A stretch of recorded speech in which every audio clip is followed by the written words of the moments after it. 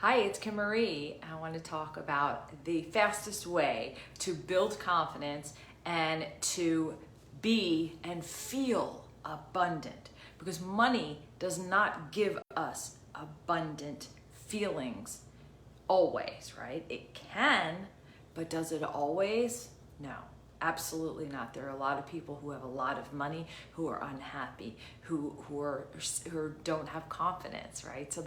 So let's talk about having it all and how do we get there.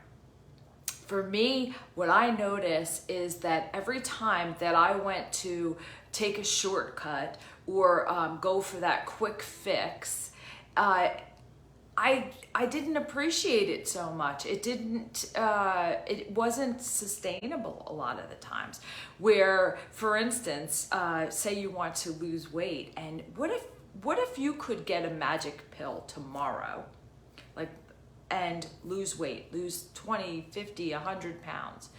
Would that give you joy, peace, freedom, confidence, abundance, or what would you do? Like, I'm sure you'd feel good for the moment. I'm sure you might feel excited in that moment, but would it be lasting? That's a question for the ages, right? I know many people that it doesn't work for. That's why they go up and down. They have this yo-yo effect. And the same thing is with people who win the lottery who have never had money. A lot of times they will get that money and there's a lot of havoc that comes with it, but it's not that money's bad or that losing weight is bad. It's that they really didn't do what needed to happen to earn it. Now, it doesn't mean that we have to work hard to get money or to lose weight or to be healthy, but it does take three ingredients. And I had said before, I'm gonna tell you these ingredients. One is to be coachable, right? So many times we start to follow a program, or we're getting coached by someone, or whatever it is, right? Whatever regimen we're doing, and we decide that we want to change something in it. That they're saying do this, but we'll do this instead.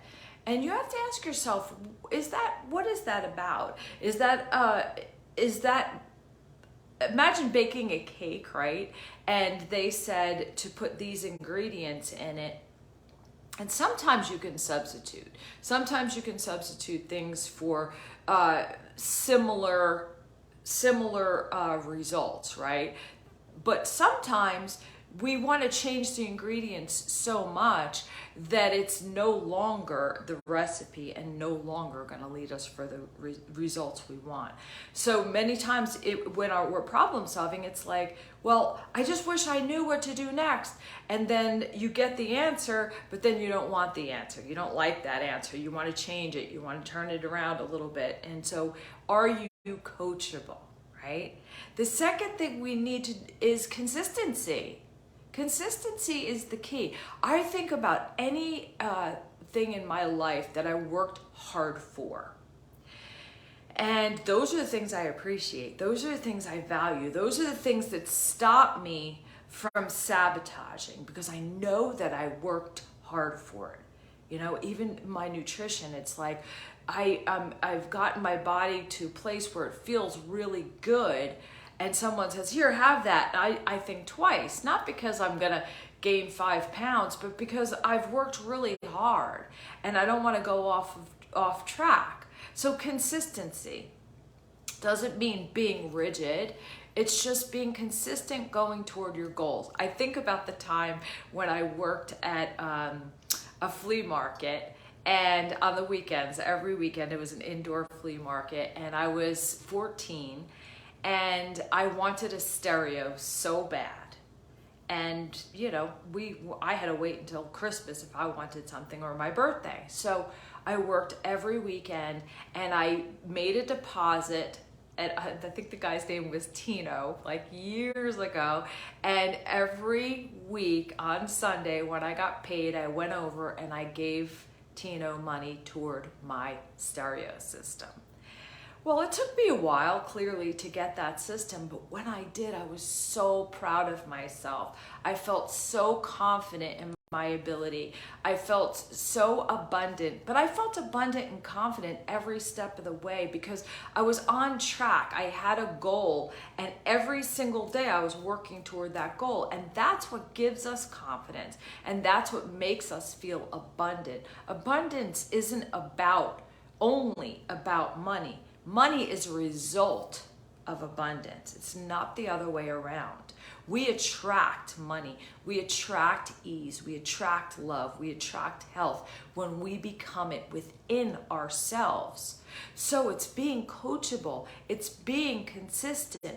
And third, it's being committed to it. It's not going off track as soon as you start seeing a little bit of a result.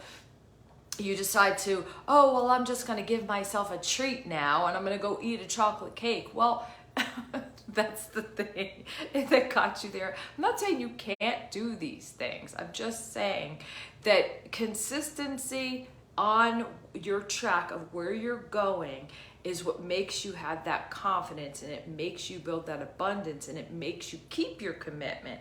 Because the more you feel when you stay in alignment, once you get on that flow, once you're on that train, then it's not about being rigid. It's about understanding that you're on it, right? So you're committed to it. You feel it. You feel the abundance. You feel the confidence. So why would you not want to feel abundant or confident? And so, and everything you do, even if you have little things that might I'm not saying you might have little things that you do that are not always 100% on track, but it's okay because you've already gotten that train moving. You have to get the train moving before we can start deciding, saying things like everything in balance, or of course everything in balance. Of course everything in balance, but there are certain things that were never good for us. Successful people fuel themselves with good stuff. They're committed to that. They're coachable. They learn from everybody. I learn from everybody I meet. There's nobody that I wouldn't be willing to learn from. I have learned from sitting with a homeless man more from sitting with a homeless man on a park bench than I've learned from some CEOs. So be open, be coachable, be committed, and be consistent. Let me know your thoughts. Let me know your stories about something you've worked hard at and you're proud of, because it was not handed to you. It wasn't. You worked at it and you feel so good about that thing. Tell me about it. Have a great day.